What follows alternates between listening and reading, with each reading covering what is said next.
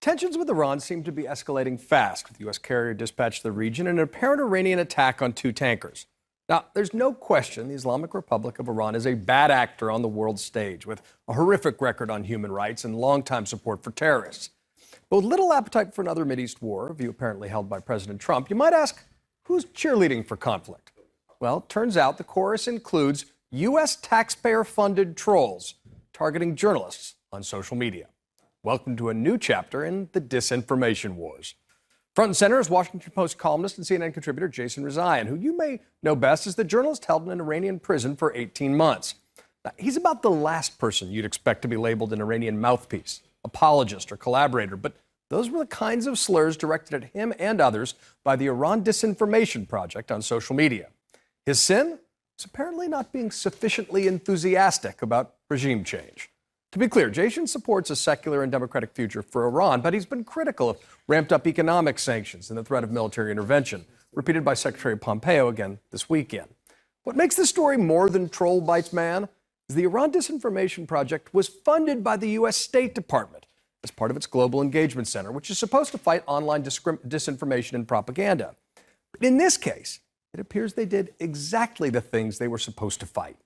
And what's arguably worse is that the Global Engagement Center was supposed to be focused on combating Russian disinformation campaigns and funded with $80 million to do just that.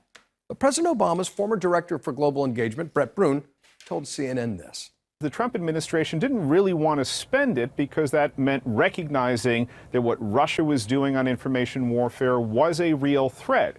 And instead, what they've chosen to do is to spend that money and threaten American activists, threaten American journalists like Jason who don't agree with the Trump administration's stand on Iran. That's rather alarming, and it's quite dangerous.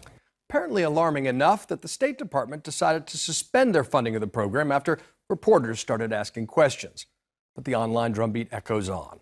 In a related story, the anti-regime force known as the MEK seems to have created a fake online persona named Heshmet Alavi to push regime change. But according to The Intercept, the online propaganda Twitter handle emanated from Albania evolved into actual articles published under the fake name in publications ranging from Forbes to the Daily Caller to Voice of America. And according to the report, the Trump White House even cited the articles by this fictitious figure to justify its own party line about Obama-era nuclear deal and the need for maximum pressure policies. The circularity is enough to make your head spin. Disinformation campaigns being used to justify real-world escalations by the American administration. Got a feed loop here between hardliners invested in increasing tension.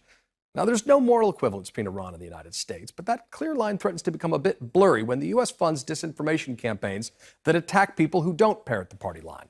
That's a tactic of authoritarian regimes, not democracies. As Jason Rezaian recently wrote, "We need programs that fight the spread of falsehoods and propaganda. But such efforts shouldn't combat lies with other lies, and certainly not with public funding." And that's the reality check.